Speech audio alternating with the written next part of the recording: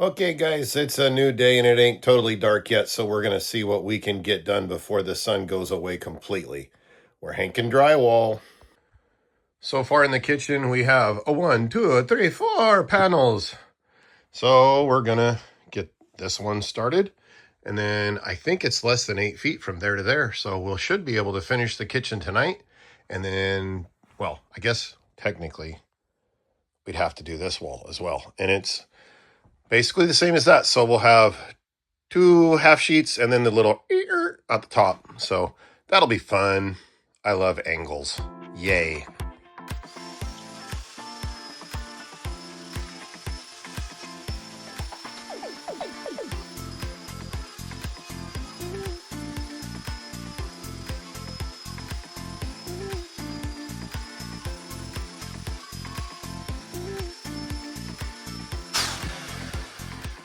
Okay.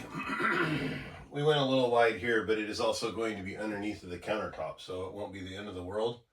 But there is such a thing as tape and mud, so.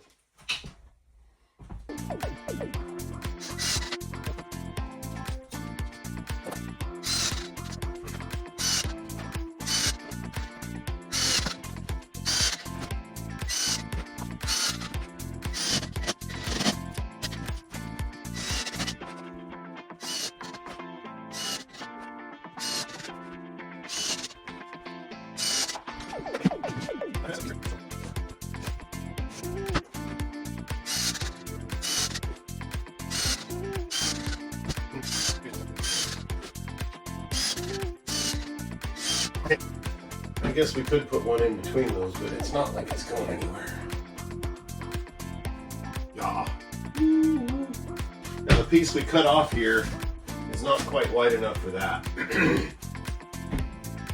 But just so we're not leaning up against the insulation, I'm tempted to put those pieces in too. But I guess we could just finish out this wall and be done with it. Ooh.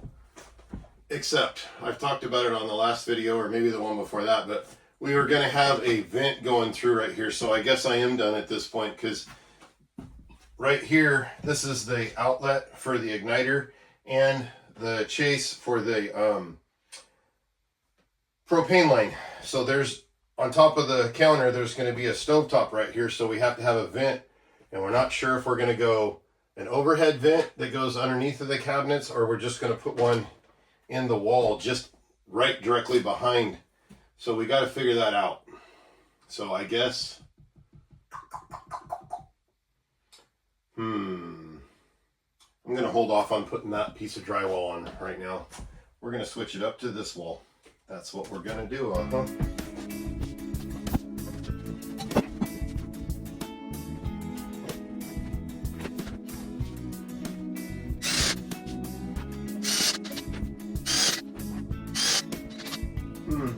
Apparently I don't know how to read a mate taser, because I went the right number here and I'm an inch off at the bottom.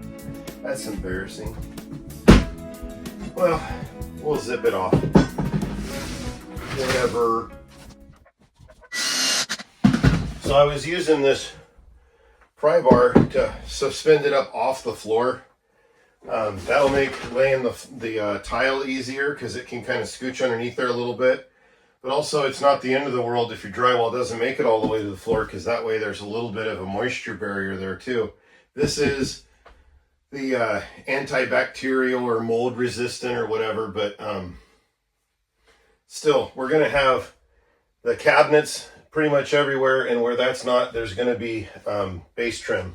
So that gap will disappear behind trim, and it also will help with the floor being a little bit wibble wobbly. Because I'm not going to say it's perfect. I'd be lying.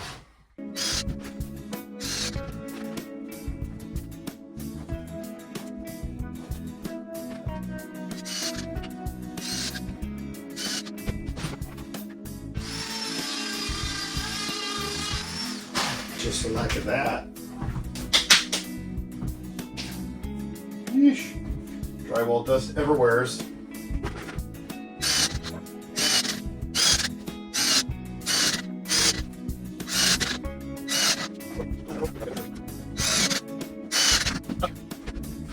separated the paper and the gypsum board, drywall, whatever. So that's forevermore going to be a blister. We got to cut it out.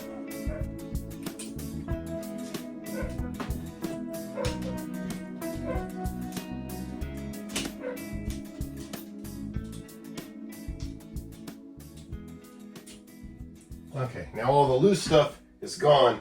So when we put in that corner, it'll fill this in. And if we had left that there, it's always going to be loose and it'll blister up forevermore. You're not going to get it to glue back down. Well, since I know this was crooked, the other half of it was crooked too. So we might as well turn that board over and we'll put it on the other side because it was less than 48 inches. However, come on.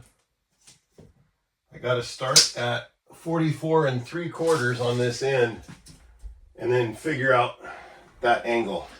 Okay, so this is 48 inches. The easiest way for me to do this is to set my T-square on top of the other board, and then just slide it over till it hits the roof.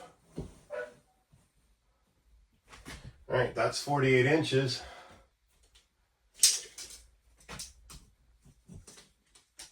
And we're 10 1/4 back.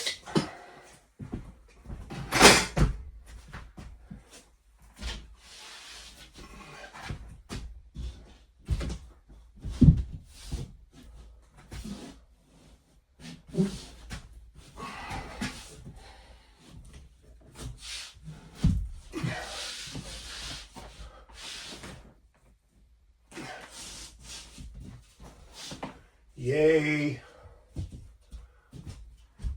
All right. Woohoo. I'll put a couple of screws in it and then we'll zip that off again.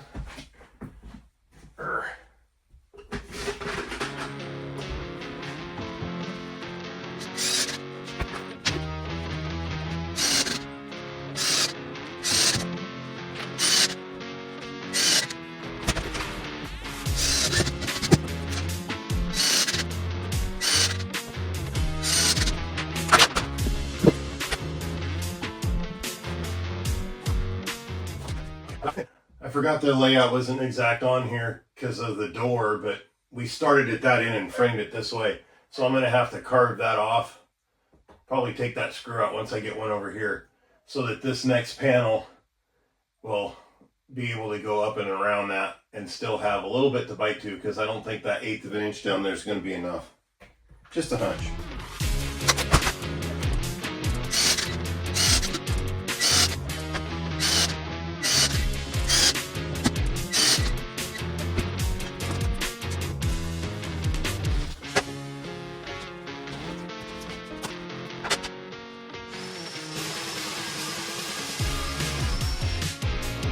Ta-da!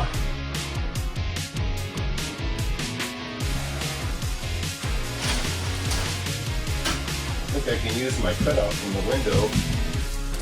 Just go straight up here, and then I'll cut another one with the stock edge so that we have an easier blend job. This seam is going to be a butt seam. This one here has the, I call them stock edges, but it's where it tapers in just a little bit. So this seam and this seam are going to be difficult no matter what. This one we can use the easy bend, whatever you call it. I call it stock edge, but all right. 16 inches by 31 and 5/8. We'll make it 31 and a half because we got to tuck this one up in there. We'll make 26 and a half. Okay, I'll meet you right back here. Alright, that'll do. Alright, so we've got a stack of cutoffs. That usually means something's happening. It means the bathroom is turning green. So 2 sheets up there, 2 sheets up there, 3 sheets on the end here, and 2 right here. Well, I say sheets, but pieces. Anyway, we still got to do that little triangle up there, that one, and then over the top of the door, and then down both sides, and then this one. But I got to, again, need to continue that through, but our roofing did not deliver when it was supposed to. So, yeah. And then we're going to have to get more for doing this room. We got a little bit up on the ceiling, but that's just because that's where I was sticking this. And I wanted it done in case I had enough, but I do not. There's 2 full sheets left. Yeah. All right. Well, I don't have this section put up. That's what this board here is. And then I've got the little triangle that goes above it, behind it. But other than that, the bathroom is complete. The reason it looks funny right there is because that's not the stock edge. So I skived it off or put a bevel on it, whatever you want to call it, so that we can smooth it off better. And I whoopsied right there, so that'll be fun. But other than that, the bathroom is all done with the drywall. Just got to extend our stink pipe and then we can put these ones up. And then out here, we didn't do anything else today. Still can't put that one up because of the stove exhaust fan thing. So now I'm going to hang this one and get that one in and then fill these guys in. And I'll see if I can put you guys up, but no promises because it is still kind of crowded in here. Let me come down here and I'll show you. So this right here is my pile. And then that right there is where I was just standing. But yeah, so if I put the light or put you guys right there and the light maybe next to you, it puts weird shadows, but we'll see.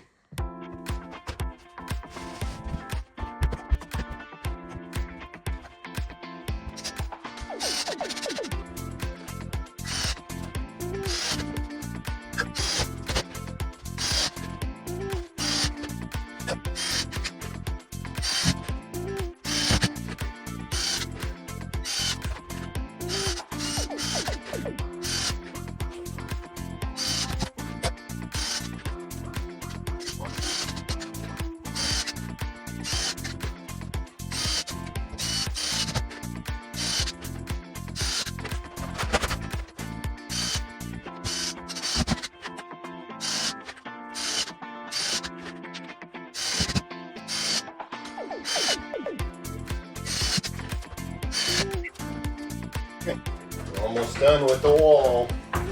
Well, that wall we are done. Nope, we're not. I lied. We got a strip to do there, but first we got to get this guy on there.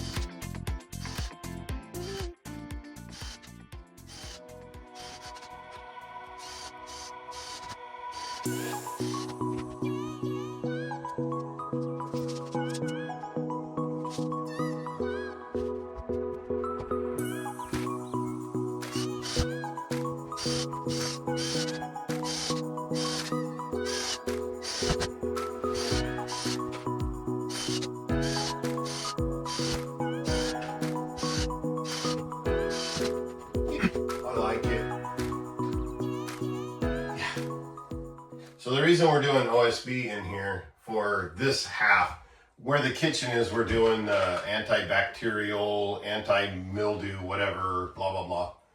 But we're doing OSB over here because that way you can hang pictures pretty much anywhere. And there's going to be a shelf on that side and then probably a TV up in here someplace. So that way we can hang whatever, wherever, and you're grabbing pretty good thickness of wood, whether you hit a stud or not. You can't do that with drywall. It will tear out. But anyway, that's why we're doing OSB. Now the fun part, we got to do the ceiling. The only reason it's going to be difficult to do is because I've got to measure out and drill that hole for the light bucket. And it's got to be right on. All right, well, the gap is filled. Got her all done. So now it's just that section back there. So anyway, We're gonna go ahead and call this video right here, but if you like this content, then check out our playlist because there's a whole bunch more on this thing from the very beginning. Anyway, like and share, subscribe, all that happiness, and we'll see you in about a week. God bless y'all.